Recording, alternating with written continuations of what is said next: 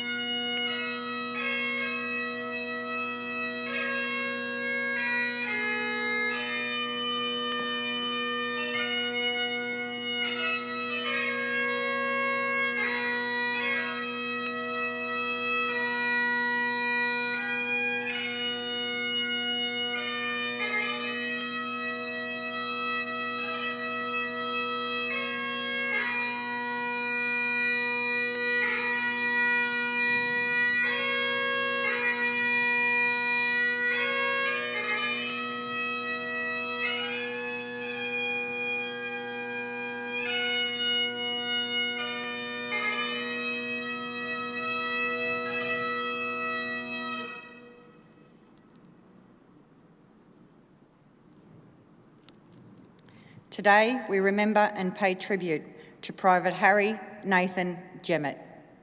Harrie Jemmett was born on the 10th of June 1892, the fifth of 8 children to Joseph and Harriet Jemmett, near Jemmett, New South Wales.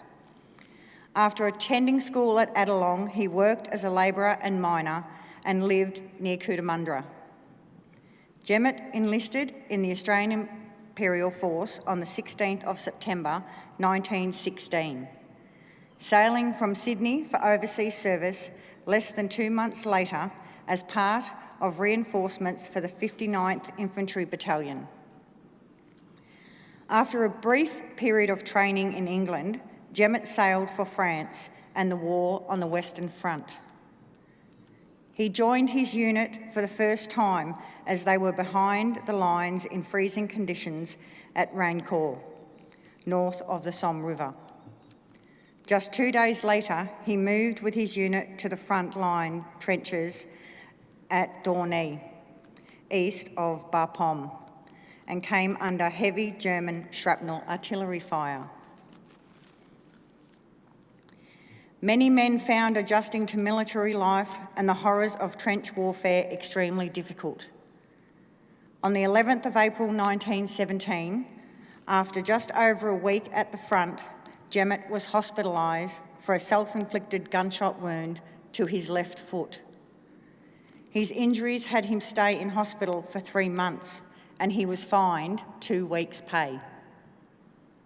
In July 1917, while at a base depot behind the lines, Jemmett was recorded as being absent without leave.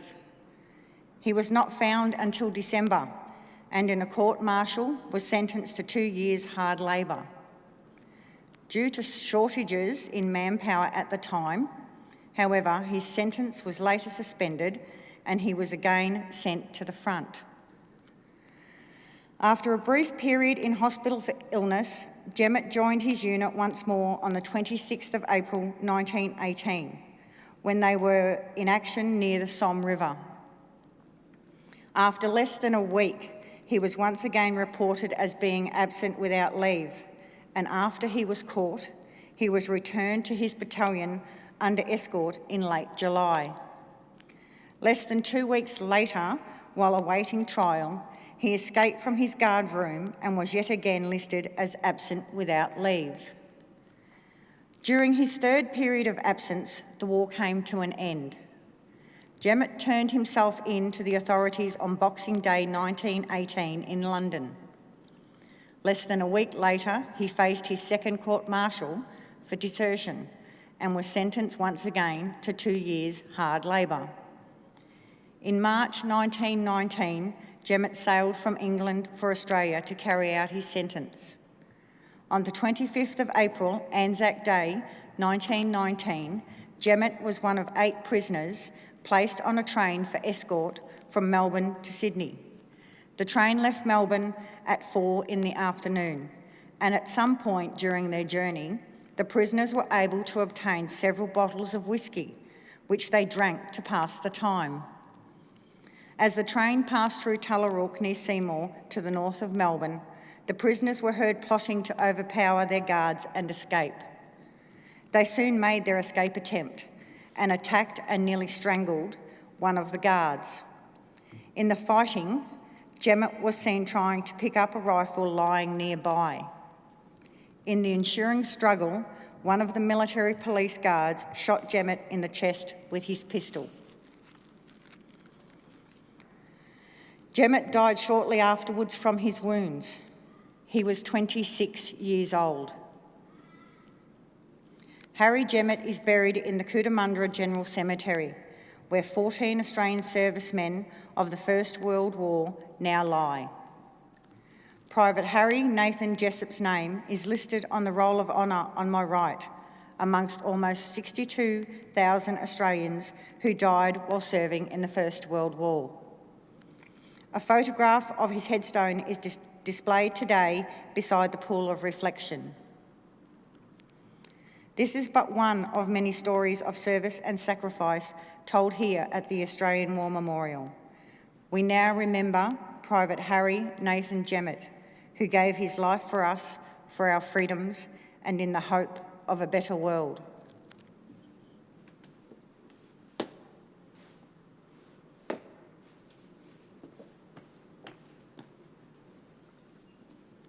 Please stand for the reading of the Ode and the sounding of the last post. They shall grow not old, as we that are left grow old. Age shall not weary them, nor the years condemn. At the going down of the sun and in the morning, we will remember them. We will remember them.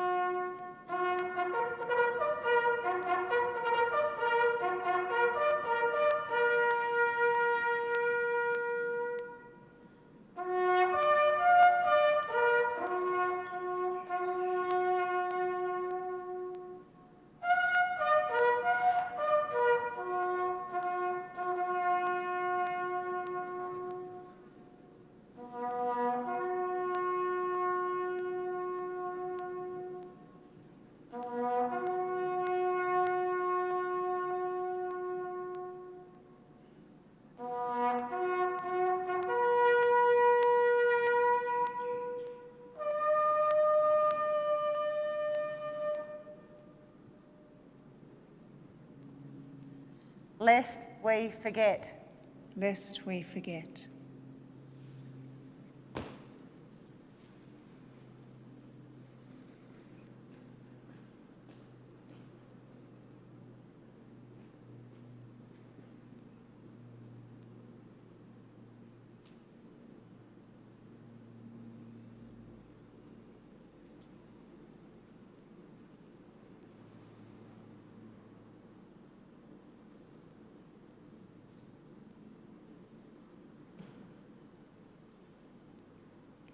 We leave you this evening with the words of the memorial's founder, Charles Bean.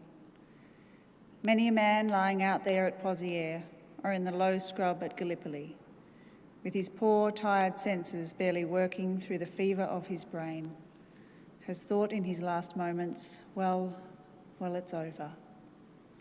But in Australia, they will be proud of this. Ladies and gentlemen, girls and boys, that concludes the last post ceremony.